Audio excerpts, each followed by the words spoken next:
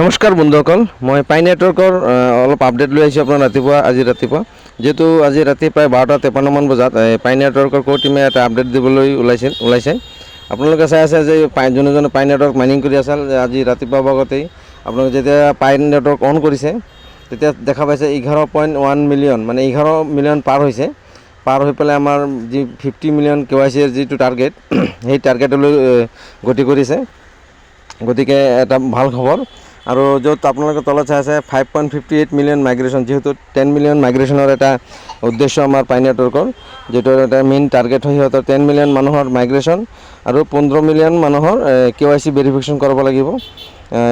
এইখিনি কাম হোৱাৰ পিছতে আমাৰ অ'পেন মাইনেট আৰম্ভ হ'ব। যেহেতু যোনে পাই নেটৱৰ্ক বুজি পায় বা পাই নেটৱৰ্কত ইমান দিন সময় দিছিল সিহঁতৰ কাৰণে আজি এটা মানে ভাল খবৰ। আৰু যোনে নাজানে সিহঁতৰ আজি এটা খবৰটো ভালকৈ অলপ গম পাই লওক।